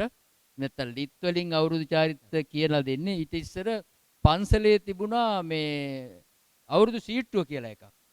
හාමුදුරුවෝ තමයි නැකත් හදලා අවුරුදු සීට්ටුව හැම ගෙදරකම බෙදලා දෙනවා. ඒතකොට මේ ඉසතෙල් ගෑමෙන් කියලා කියන්නේ මේක තමයි අවසානම චාරිත්‍රය. මේ අවුරුදු වකවානුව තෙල කෙරෙන එකක් තමයි මම අර කිව්වා අපි ඉර සඳ සහ පෘථුවිය අතර ඉන්න විශිෂ්ටම පුද්ගලයා මිනිසා නිසා ඔහු දැන් කිරිගසකට කොටලා වැඩාලලා ලියලා කියලා අලුත්පත් නැත්තම් අලුතෙන් කෑම කාලා කිරි උතුරෝලා ඔහු හිසතෙල් ගානවත් වන්ද ලෝකේ මේ කිසිම සතෙක් නාන්නේ නැහැ. ඔවුන් ඇඟේ රස්නේ වැඩි වුණාම කපුට එහෙම වතුරකට පනින්න පුළුවන්. නැත්තම් හිතාමතා ස්නානය කිරීමේ චාරිත්‍ර තියෙන්නේ උඟක් මිනිස්සු අතර විතරයි. සමහර ලෝකේ රටවල් තියෙනවා කවදාවත් නාන්න නැති සමාජයක් තියෙනවා. ඉතින් අපේ එහෙම නෙමෙයි. අපේ ප්‍රධානම දේ තමයි මේ අපේ පෞරුෂය නැත්තම් මේ ඇයි අපි හිස් තෙල් ගාන්නේ ඉෂ්ට දේවතාවා වන්දනා කිරීම. ඉෂ්ට දේවතාවා කියන්නේ අපි ඉටු දෙවියෝ. ඒ කියන්නේ අපේ පෞරුෂයේ මේ වැදගත්ම පුද්ගලයා අපි. ඒ නිසා දැන් ඉස්සර පැරැන්නෝ සාමාන්‍ය ගම්මානවල වෙද මහත්තුරු එහෙම කවදාවත් මේ රෙදි වනලා තියෙන වැටකින් රිංගලා යන්නේ නැහැ. කම්බි වැටකින් රිංගලා යන්නේ නැහැ. ඒවට කියනවා පිළිවෙල් කියනවා. එතකොට දැන් අපි වැටක් බැඳලා තිබුණොත් ඕක යටින් යන්නේ උඩින්. ඇයි හේතුව? ඒ වගේම ගම් වල උදවිය ඉන්නවා සරම වුණත් ඔළුවෙන් ගලවන්නේ නැහැ.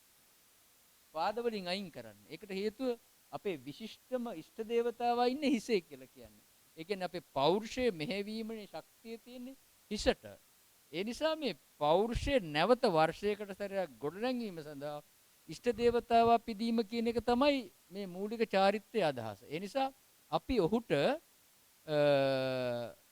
ඉෂ්ට දේවතාවා පුදලා ඔහුට අපි ඇත්ත වශයෙන්ම නානු සහ තෙල් ගාලා තවත් වසරක් අපේ ශක්තියට පවත්වාගෙන යන්න ඉඩ දෙන්න කියන එක තමයි මේ හිස් තෙල් ගෑමේ අර්ථය. ඒ කියන්නේ ඒ නානු සකස් කරන්නෙත් හිස් තෙල් සකස් කරන්නෙත් ඊටාම විශිෂ්ට වූ ඖෂධ වලින්. ඒවා සකස් කරලා නානු ගාලා ඊට පස්සේ අපි ප්‍රාර්ථනා කරනවා වඩා හොඳ ප්‍රබුද්ධ වූ මනසක් සහිත පෞරුෂයකින් යුක්ත පුද්ගලයෙකු වර්ෂය පුරා අපට ක්‍රියාත්මක වෙන්න ඕන කියන එක. එතකොට නැවතත් එදාට අර මම කිව්ව මුල් කරුණට එනවා. ඒ වර්ෂයේ යෙදෙන දිනය අනුව නුගද හිසට එන්නේ. ඒ කියන්නේ අපි අර සඳුදට අපි ඉරිදට ඉඹුල් ගත්තා වගේ සඳුදට දියුල්. ඒ විදිහට මේ චක්‍රේ ශාක එනවා. ඒ ශාකවලට අනුව එදාට යෙදෙන ශාකයේ අරගෙන හිසට සහ පයට තියලා මේ පුද්ගලයා අවුරුද්ද පුරාම මාරු වෙනවා. කැරකෙනවනේ. 365 කැරකෙන විදිහට පුද්ගලයාත් කැරකෙන මේ අවුරුද්ද හිසට තියපු ශාකේ ලබන අවුරුද්ද පයට තියන්නේ. මේ විදිහට කැරකෙනවා. ඒ නිසා මේ තෙල් ඇඹුල් ගන්නවයි කියලා කියන්නේ පුද්ගලයාගේ පෞරුෂය තවත් වර්ෂයක් විශිෂ්ට ලෙස පවත්වාගෙන අවශ්‍ය ඥාන සම්භාරයක් ලැබීමට අවශ්‍ය ශක්තිය නිර්මාණය කරන්න හිසට සලකනවා කියන දේ තමයි මේ කරන්නේ. ඒ වගේම දැන් අපේ හිසේ දෙවියෝ ඉන්නවා. ඊළඟට සාමාන්‍ය පිළිගැනීම අනුව පවුලේ ඔක්කොම කට්ටිය එකතු වුණාම ගෙදර ඉන්නවා දෙවිවරු. ගමේ දෙවිවරු ඉන්නවා. රටේ දෙවිවරු ඉන්නවා කියලා විශාල දේව විශ්වාස පද්ධතියක් තියෙනවා.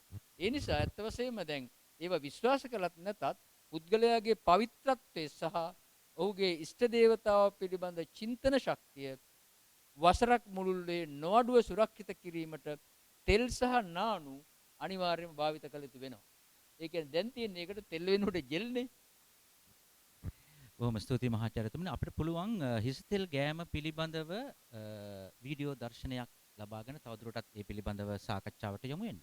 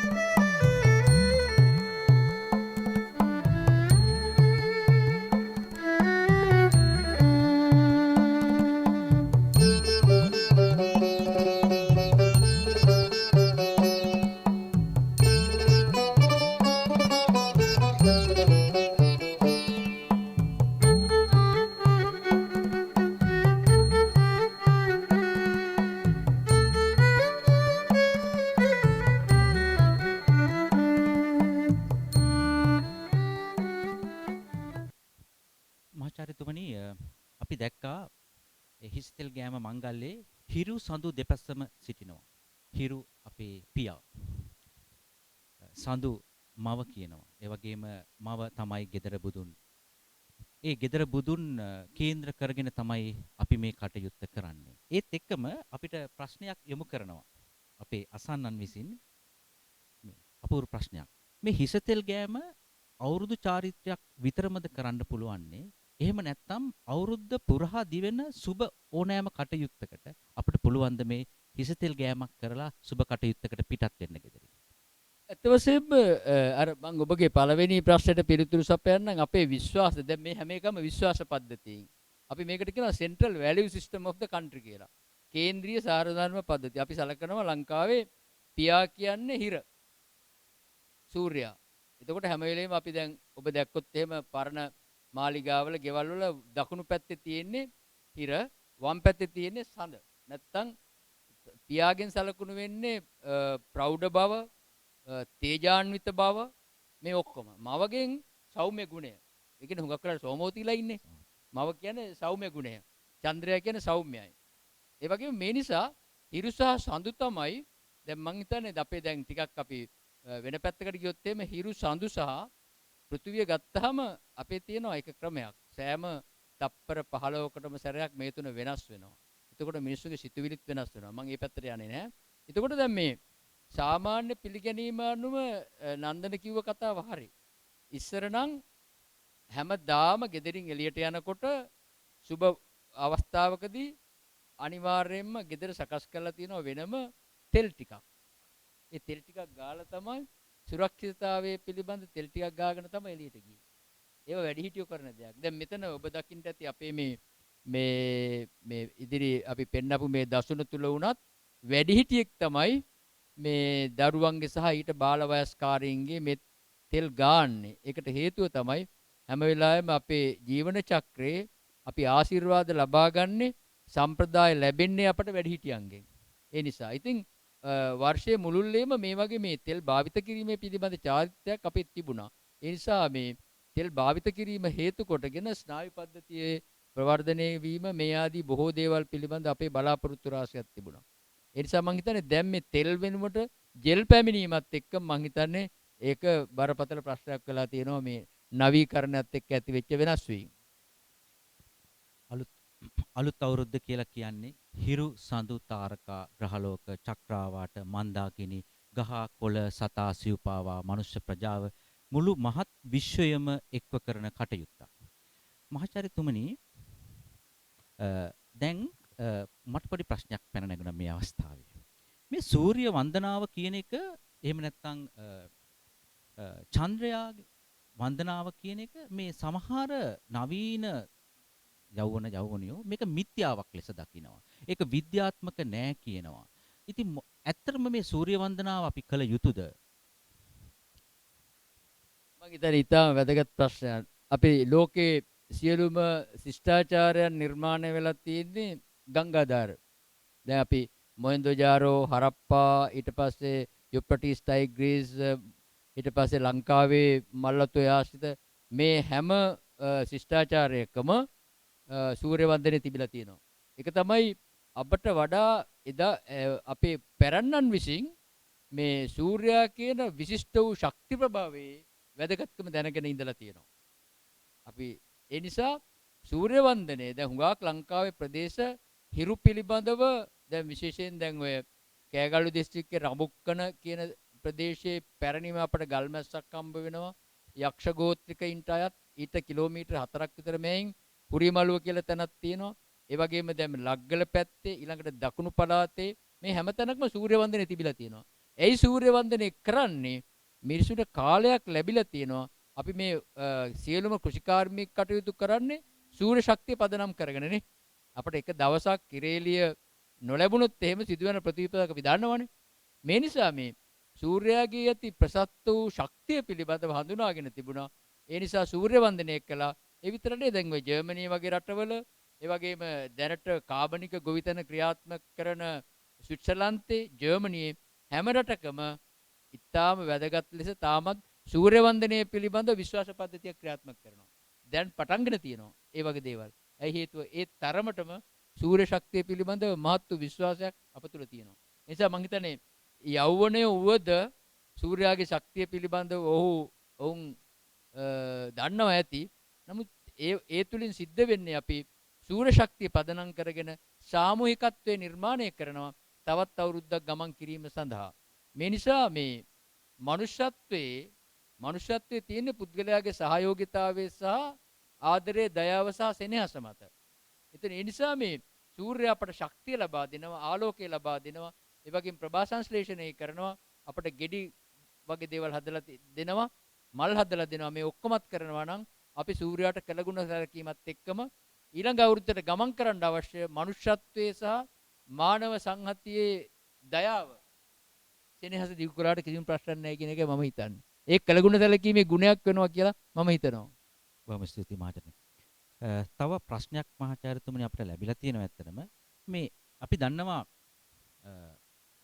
ප්‍රිය සම්භාෂණයකට ගියාම එහෙම නැත්නම් උත්සව අවස්ථාවලදී කෑම මේසෙ තියෙනවා. විවිධාකාර කෑම වෙනවා. නමුත් අපි දකිනවා මේ අලුත් අවුරුදු උදාවත් සමගම අපි සකස් කරන කෑම මේසය විශේෂ කැවිලි තියෙන්නේ. ඒ සමහර දේවල් තියෙන අවුරුදු උත්සවයේ විතරයි අපි දකින්නේ. ඇයි මේ ආකාරයට අපි මේ විශේෂිත කෑම වර්ගයක් සකස් කරගන්නේ මේ අවුරුදු උත්සවයේ? මම හිතන්නේ මේ නන්දන ඔබ කිව් දේ ඉතාම හරි. අපි දැන් අපි උපත ගත්තොත් එහෙම උපතේදී භාවිත කරනු ලබන ආහාර පද්ධති හරි වෙනස්. වැඩිවියටපත් වීමේ උත්සවයක් ගත්තොත් එහෙම මේ ඒ වැඩිවියටපත් වෙන දරුවට අපි දෙනවා පොඩි පණිවුඩයක්. ඒ වගේම ඥාතීන් පැමිණෙන අයට කියනවා මේ දරුවා සුරක්ෂිත කරන්න ඕනේ විවාහ වන තුරු. ඒ නිසා එතනදී සකස් කරන කෑම වර්ග වෙනස්. එතන තියෙනවා ෂඩංගම් වීදිය කියලා කෑම වර්ග සහ මල් වර්ග සහ බුලත් සහ මේ ආදී සමන්විත වීදි 6කින් සමන්විත වෙච්ච කෑම මේසයක් තමයි තියෙන්නේ. ඊළඟට මරණයේදී අපි භාවිත කරනු ලබන්නේ මලබත්. ඒ වගේම අපි සාමාන්‍යයෙන් ඔය අනුරාධපුරයේ සහ කුරුණෑගල ගලේවල පැත්තේ භාවිත කරනු ලබනවා විශේෂම කිරි රොටි කියලා જાතියක්. ඒවා අනිවාර්යයෙන්ම ඒ මලබතේට පස්සේ දෙන්න ඕනේ. කිරි රොටි. ඒ නිසා මේ අපේ අවුරුදු උත්සවයේදී අපි සුවිශේෂ වූ කෑම වර්ග අතර මේ ගොවියා විසින් වර්ෂයක් තුළදී නිෂ්පාදනය කරගත්ත යම් යම් ආහාර ද්‍රව්‍ය වල එකමුතු දේවල් අපි ගන්න ඕනේ. ඒ කියන්නේ උක් පැණි වලින් නැත්නම් උක් කකුරු තියෙන්න ඕනේ. ඒ වගේම මුං තියෙන්න ඕනේ. ඒ වගේ ඒ සකස් කරගත්තුවා සහ හත්මාළුව. හත්මාළුව කියලා කියන්නේ මේ කෘෂිකාර්මික සමාජයේ ඉදිරි වසර සඳහා භාවිත කළ හැකි විවිධාකාර එළවලු වර්ග. ඒ වගේම ඔකට තියෙන අනිවාර්යයෙන්ම මේ අල පිත්තක් දාන්න පුළුවන්, වට්ටක කෑල්ලක් දාන්න පුළුවන්, මෑකරල් ටිකක් තියෙන්න පුළුවන්, කජුබඳ ටිකක් තියෙන්න පුළුවන්. ඒ කියන්නේ මේ පවුල අනාගතයේ ඕනෑම ආකාර දුර්භික්ෂයකට සහ ඊටාම සුභික්ෂයකදී වුණත් භාවිතා කරන ආහාර පානවල සංක්ෂිප්ත එකතුවක් තමයි මේ හත්මාළුවේ තියෙන්නේ. ඉතින් මේ දරුවන්ට බෙදලා දෙන එකේ අර්ථය තමයි වට්ටක කොලයක් කියන එක නෙවෙයි, ඊට වඩා එහා ගිහිල්ලා අපි පලාවන් වගේම අනිකුත් අපට ජීවිතයට අවශ්‍ය වෙන ඉදිරි අවුරුද්ද පුරා භාවිත කළ හැකි දැඩි නියං සමයක් වෙන්න පුළුවන්. ඒ වගේම හොඳ සුභික්ෂ සමයක් වෙන්න පුළුවන්. මේ කවර කාලයක උනත් භාවිත කළ හැකි ආහාරවල අංග සම්පූර්ණ එකතුවක් අපි මේ අලුත් අවුරුදු මේසෙ තියෙනවා. ඒ වගේම මේ අලුත් අවුරුදු මේසෙට අපි භාවිත කරන්නේ අලුත්බත්.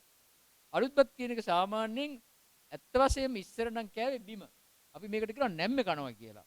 ඒ කියන්නේ බිම පැදුරු දාලා අත්තම්මල කිරියත්තල සීයලා ඇවිල්ලා සුදු රෙද්දක් එලලා ඊට පස්සේ ඒ දවස්වල කන්නේ පිඟන් වල නෙවෙයි මේක. මේක අතුල්පත් කියලා පුංචි වට්ටි විශේෂයක් තිබුණා. ඕකට පත්කොළ එලලා ඊට පස්සේ එතනදී අපි කෑම මේ ඇරලා මේ සියලු දෙනාම එකතු වෙලා කියනවා මේ අර දැන් ජපානයේ තියෙන්නේ හොඳ වාක්‍යයක්. ජපානයේ සියලුම අය නැගිටලා පෘථිවියට පින් දීලා කෑවේ. අපිත් එහෙම තමයි. ලංකාවේ තිබුණේ මම දැකලා තියෙන අපි රූපවාහිනී වැඩසටහනක් කළා අනුරාධපුරයේම මේ ගුරු දෙමව්පියන්ට දෙවියන්ට පොළොමහි කාන්තාවට මේ ආහාර වර්ග හැදූ හැමදෙනාටම පින් දීලා මේ හැම අතුල්පතකම තියෙන කෑම වලින් ටිකක් අයින් කරනවා. අයින් කරලා වෙනම අතුල්පතකට දීලා ඒක වෙන් කරලා තියලා තමයි කෑම අනුභවය පටන් ගන්නෙ. ඒ නිසා මේ අවුරුදු කෑම මේස කියන එක අවුරුද්දේ නැම්ම කනවා කියන එක හරි වෙනස් එකක්. ඒ කියන්නේ උතුම් සම්ප්‍රදායක් තවත් වර්ෂයක් රැගෙන යාමට අවශ්‍ය ශක්තිය මෙන්ම සාමූහිකත්වයේ තියෙන ප්‍රසස්ත වූ අවස්ථාවක් තමයි මේකට හැම සීයලා ආච්චිලා පරම්පත් තුනක කට්ටිය එනවා. න්‍යෂ්ටික පවුලයි විස්තృత පවුලයි ඔක්කොම එනවා. එහෙම නැත්නම් හුඟක් වෙලාවට කැවෙන්නෙම නැහැ. ඒක හරි අවශ්‍ය චාරිත්‍රයක් කියලා මම හිතනවා. තවත් වැදගත් ප්‍රශ්නයක් තියෙනවා. මේක ඔබටත් මේ ප්‍රශ්නය නැගෙයි.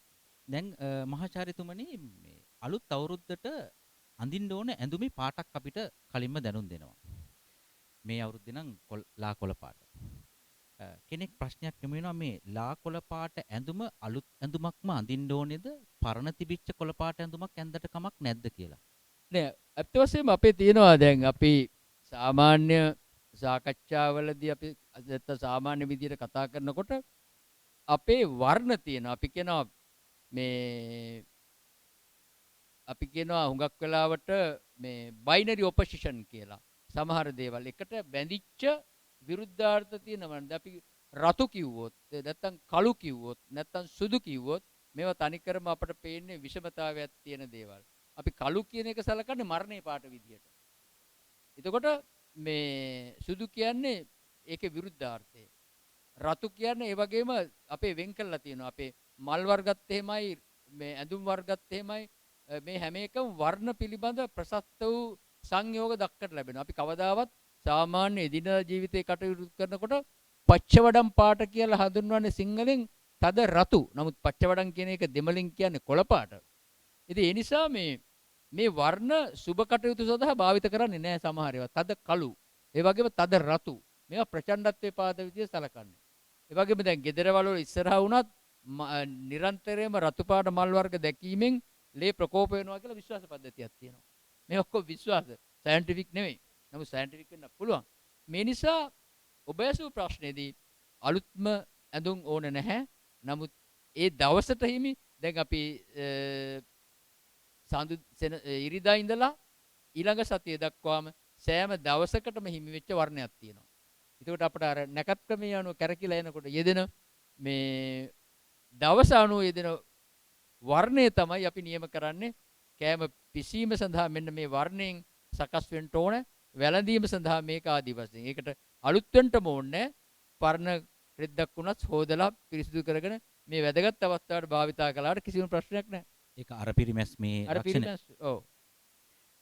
මීළඟට මහාචාර්යතුමනි මම ඔබතුමාට යොමු කරන්නේ ඇත්තරම වැදගත් ප්‍රශ්නයක්. මට හිතෙනවා මම දකින විදිහට මගෙත් එක්ක අනිත් අයත් එකඟ වෙයි. අනිත් සියලු දෙනාම අපේ මේ සාම්ප්‍රදායික චාරිත්‍ර විදි, සාම්ප්‍රදායික ක්‍රීඩා විදි, අලුත් අවුරුදු චාරිත්‍ර සමහර වෙලාවල් වලට අපෙන් මග හැරෙනවා. තව කෙනෙකුට මේක අවඥාවට ලක් වෙනවා. අපේ මේ පාරම්පරික අවුරුදු දහස් ගණනක ඉතිහාසයක් තියෙන ප්‍රෞಢ ඉතිහාසයක් තියෙන අපි මේ දක්වා අපි වෙනුවෙන් රැකගෙන ආව පිරිසක් අතීතයේ ඉඳලා තියෙනවා.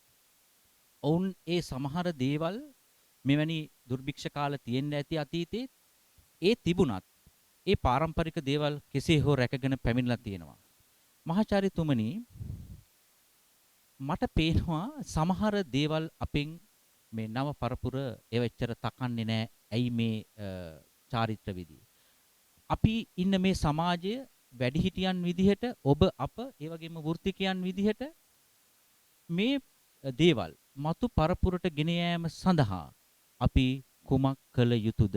අපි කෙසේනම් සකස් විය යුතුද? මොකද අපි මේ කතා කරපු දේවල් වල ගැඹුරු හරයක් තියෙනවා. නිරෝගීකම තියෙනවා. අපේ ශක්තිය රැක ගන්නවා.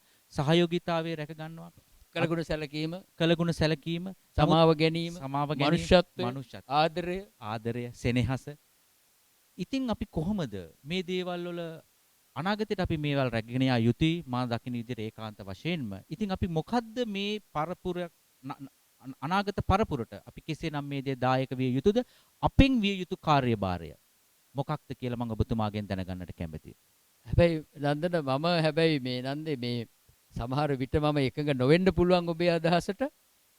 අපි දන්නවා දැන් අපේ සාම්ප්‍රදායික චාරිත්‍රයක් තමයි ලෝකෙ කිසිම රටක අලුත් අවුරුද්දට රෙදි ගිහිල්ලා දෙන්නේ නැහැ.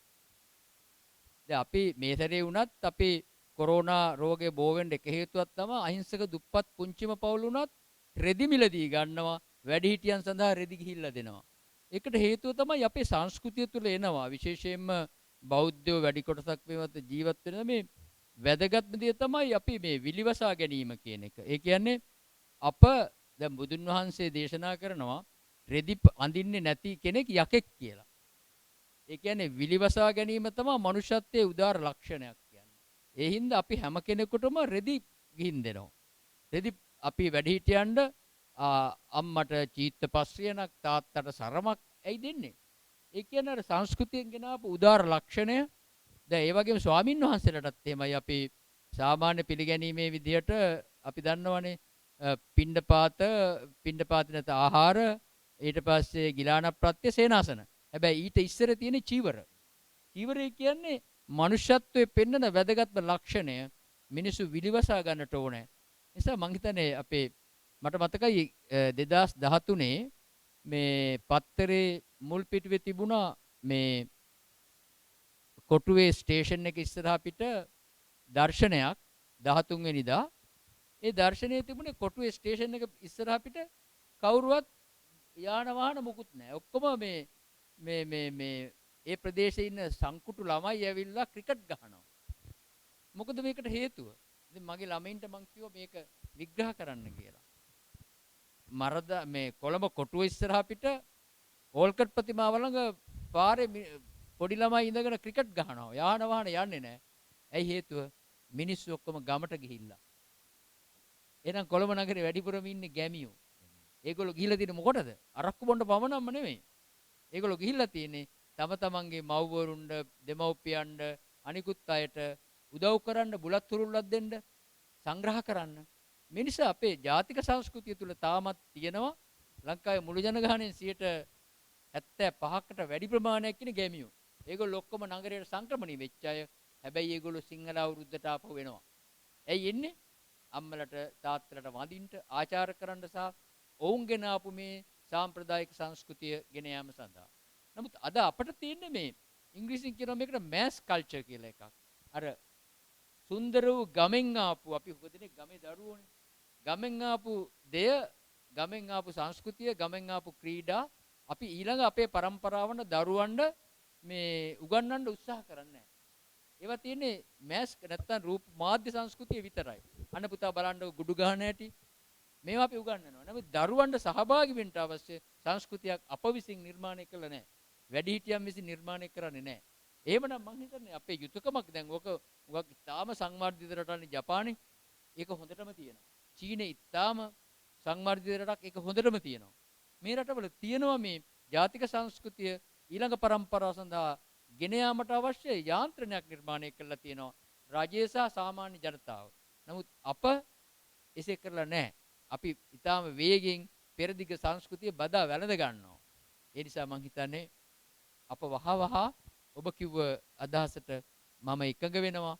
අපේ තරුණ කොටස් ඊළඟ પરම්පරාවන් සඳහා සහජීවනයෙන් බැඳීමට අවශ්‍ය අපේ ක්‍රීඩා සහ නව සම්ප්‍රදායන් වහවහ ඔවුන්ට අවශෝෂණය කර ගැනීමට ඉඩ ප්‍රස්ථා අප විසින් සකසා දිය යුතු වෙනවා. මම දවසක මේ නාවල පිටිය ගිය අවුරුද්දේ ගියා අවුරුදු උත්සවයකට. ඉතින් ටීචර්ස්ලා වගේක් ඔලින්ද කෙලිනවා. ඉතින් මට කිව්වා සර් එන්නකෝ බලන්න කියලා.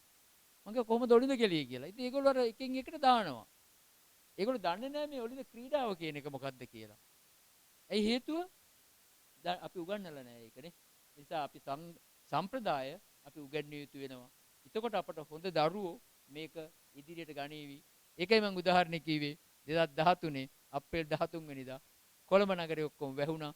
මිනිස්සු ගම් වලට ගිහිල්ලා සිංහල අවුරුද්ද සමරන්න අපි මෙය නැවත ලබා දෙමු. ජාතික සංස්කෘතිය රැගෙන යන මංගල්‍යයල් ලෙස. බොහොම ස්තුතියි මහාචාර්යතුමනි. අපි උත්සාහ ගන්නම් මහනුවර වෛද්‍ය සංගමය වෙනුවෙන් මතු පරපුරට අපේ සාම්ප්‍රදායික දේවල් රැගෙන යාම සඳහා කිසියම් හෝ පියවරක් ඉදිරියට තබන්නට අපි උත්සාහ කරන්නම්. අද දිනේදී අපි මේ උත්සාහ කළේ කොරෝනා වසංගතයෙන් අපි සියලු දෙනාම බිල්ල පීඩා වින්දත් අපි උත්සාහ කරා කිසියම් වූ ආකාරයක අවුරුදු උත්සවයක් සාම්ප්‍රදායික රටාවෙන් වෙන්නුණු පවතින සෞඛ්‍ය උපදේශ පිළිපදිමින් යම්කිසි ආකාරයකට මේ පාරම්පරික දේවල් මතු පරපුරට ලබා දීම සඳහා මම හිතනවා මේකින් ඔබ යමක් ලබා ගත්තා, යම්කිසි දැනුමක් ලබා ගත්තා, සාරවත් වූ හරවත් වූ දෙයක් අපි අපේ මතු පරපුරෙන් ලබා දුන්නා කියලා මම විශ්වාස කරනවා. මහාචාර්යතුමනි බෙහෙවින්ම ඔබට ස්තුතියි. මතු පරපුරක් වෙනුවෙන් ඔබට ස්තුතියි.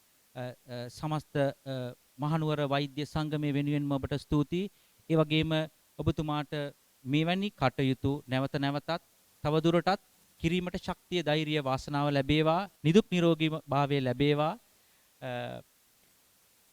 ඒ වගේම දීර්ඝායුෂ ප්‍රාර්ථනා කරනවා අපි ඔබතුමා මින් ඉදිරියටත් මේවැනි කටයුතු වලට සම්බන්ධ කර ගැනීමට අපි සූදානමින් සිටිනවා ඒ වගේම මම ආරාධනා කරනවා මහනුවර වෛද්‍ය සංගමේ ගරු සභාපති මහාචාර්ය මංජුල ආටිගල මහතාටත් පේරාදෙණිය විශ්වවිද්‍යාලයේ වෛද්‍ය පීඨයේ ශල්‍ය වෛද්‍ය අංශයේ අංශ ප්‍රධානී විශේෂඥ ශල්‍ය වෛද්‍ය අරින්ද ධර්මපාල මහතාටත් අපගේ ප්‍රධාන දේශකයන්ට මහාචාර්යතුමන්ට මේ තිලින ප්‍රදානය කිරීම සඳහා බොහොමත්ම ස්තුතියි.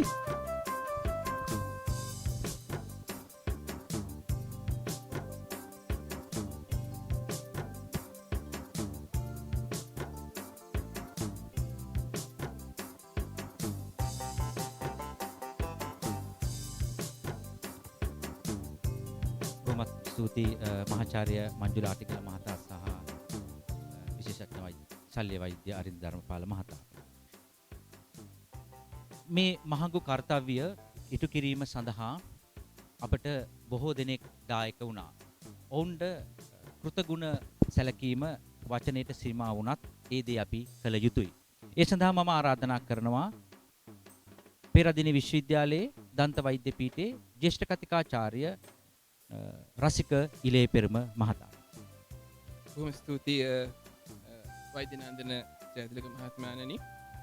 පළමු කොටම මම බොහොම ගෞරවයෙන් යුතුව ස්තුතිවන්ත වෙනවා අපේ සම්පත්දායක තුමන් විදියට අද මේ සැපැමිණි පේරාදෙණිය විශ්වවිද්‍යාලයේ කලාපීඨයේ සමාජ විද්‍යා අංශයේ හිටපු ජ්‍යෙෂ්ඨ මහාචාර්ය සම්මානිත මහාචාර්ය එච්.එම්.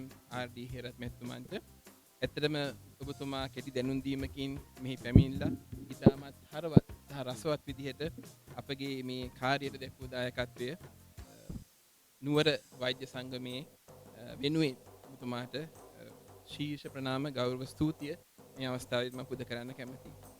ඒ වගේම මෙම අවස්ථාව අපිට සම්බන්ධීකරණය කරගන්න අපිට උදව් කරා මහාචාර්ය වජිර විරසිංහ මහත්මයා, ශෛල්‍ය වෛද්‍ය විශේෂඥ වජිර ජයසිංහ මහත්මයා, විශේෂඥ වෛද්‍ය තනුජා හේරත් මහත්මිය, ඒ වගේම මහනුවර ප්‍රධාන සෞඛ්‍ය වෛද්‍ය නිලධාරීතුමා වන අනුරාජපක්ෂ මහත්මයා. මේ අපේ සමාජිකයන් අපේ ජ්‍යෙෂ්ඨ සමාජිකයින් අපිට මෙම අවස්ථාව සම්බන්ධීකරණය කරගන්න ඉමහත්සේ උදව් කරා. එතන ඒ සියලු දෙනාටම මාගේ ගෞරව ස්තුතිය මම පුද කරන්න කැමතියි. ඒ වගේම දන්ත වෛද්‍ය පීඨයේ පීඨාධිපතිතුමන් වෛද්‍ය වජිර ජයසිංහ මහත්මයා, ඒ වගේම මේ බඹරදෙණිය මේ සම්මන්ත්‍රණ ශාලාව අපිට ලබා දීමෙන්, ඒ වගේම මෙහි කාර්ය මණ්ඩලය දන්ත වෛද්‍ය පීඨයේ මේ සම්මන්ත්‍රණ ශාලාවට අදාළ අනුබද්ධ කාර්ය මණ්ඩලය අපිට අමතක කරන්න බෑ ඒ ලබා දුණු සහයෝගය. ඒ සම්බන්ධයෙන් මම බොහොම ගෞරවයෙන් නැවත වතාවක් ස්තුතිවන්ත වෙනවා.